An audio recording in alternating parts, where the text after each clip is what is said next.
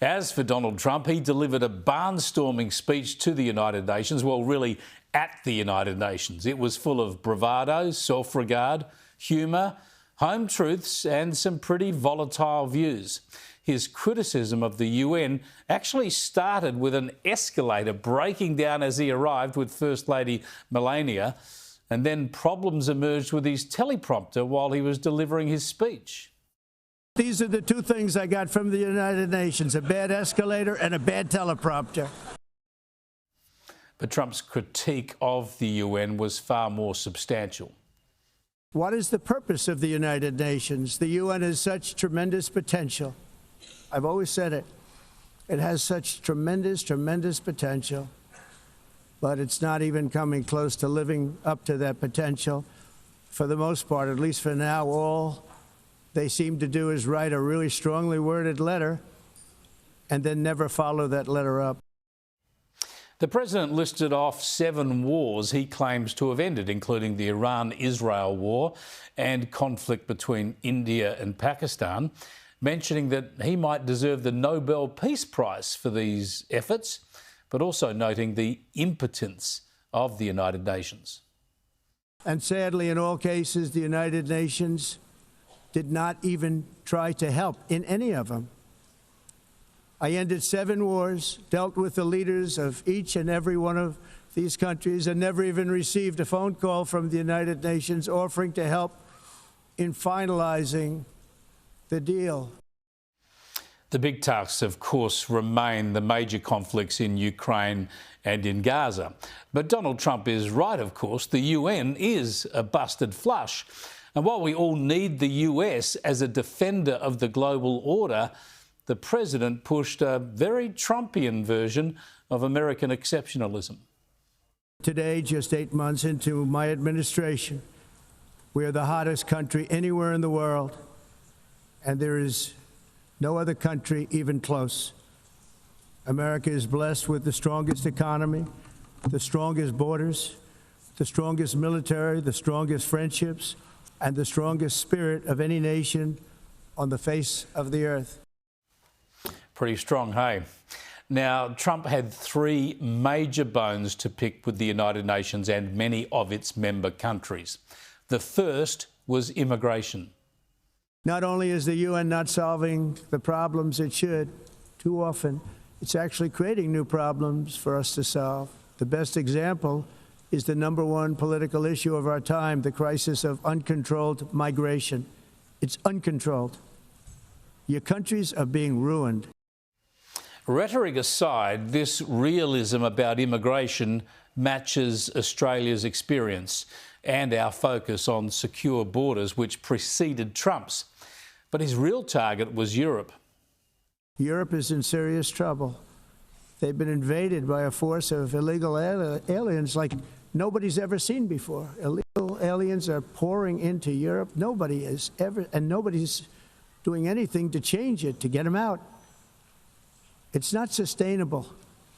And because they choose to be politically correct, they're doing just absolutely nothing about it. I look at London, where you have a terrible mayor, terrible mayor.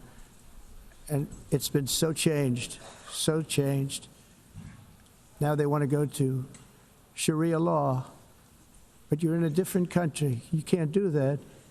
Both the immigration and their suicidal energy ideas will be the death of Western Europe if something is not done immediately. And it's on that energy issue where Trump's rhetoric and actions are diametrically opposed to Australia's. The US president described climate change as a con job, and he took particular aim at the fearmongers.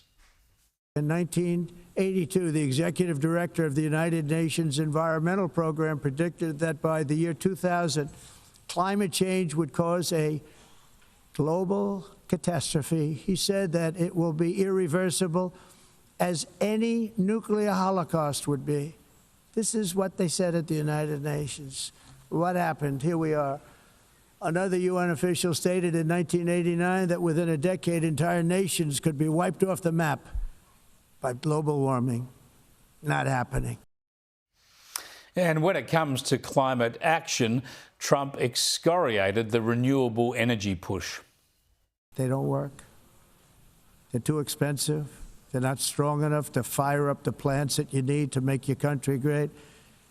The wind doesn't blow. Those big windmills are so pathetic and so bad, so expensive to operate. And they have to be rebuilt all the time, and they start to rust and rot.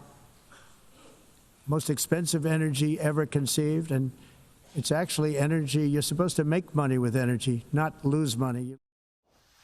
So clearly there's net zero common ground between Trump and Albanese on these issues. Nor do they have any room for agreement on the recognition of the non-existent state of Palestine, the main reason for Albanese's trip. Unfortunately, Hamas has repeatedly rejected reasonable offers to make peace. We can't forget October 7th, can we? Now, as if to encourage continued conflict, some of this body is seeking to unilaterally recognize a Palestinian state. The rewards would be too great for Hamas terrorists for their atrocities. This would be a reward for these horrible atrocities, including October 7th, even while they refuse to release the hostages or accept a ceasefire. Instead of giving to Hamas and giving so much, because they've taken so much, they have taken so much. This could have been solved so long ago. But instead of giving in to Hamas's ransom demands, those who want peace should be united with one message: release the hostages now. Just release the hostages now. Yeah, it's a welcome dose of reality there on the Middle East. Most world leaders just don't get it. But one who does is Italy's Prime Minister, Giorgia Meloni. Look, personally, I continue to believe that recognizing Palestine, in the absence of a state that meets the requirements of sovereignty, let's say, does not solve the problem. It does not produce tangible, concrete results for the Palestinians. I think the main political pressure should be directed towards Hamas, because it is Hamas that started this war, and it is Hamas that is preventing this war from ending by refusing to release the hostages. As for our own Prime Minister, he's not on the same page as Donald Trump on a range of issues. Now, that plays well for him in Australia, especially with the left, of course, but on energy and on the Middle East, reality is bound to catch up with him eventually. For now, he's trying to avoid any open fights with Trump while ingratiating himself to the UN crowd that Trump so masterfully called out. I'm not a commentator, I'll leave that to you and the columnists, but it was a great privilege to be at the United Nations this morning to hear President Trump and other leaders, the Secretary General of the United Nations and others put forward their perspectives.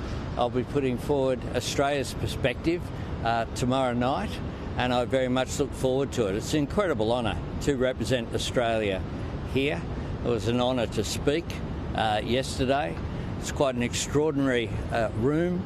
I haven't been to the United Nations before, and it was a privilege to be there. Yeah, I remember being kind of impressed the first time I went to the United Nations with our Foreign Minister. But in the end, if you have an eye for reality and meaningful action, UN headquarters becomes a pretty stultifying place full of uninspiring talkfests and underachieving consensus. The broken escalator was more than typical. It was a living metaphor for an institution that's supposed to lift us all, but just doesn't follow through.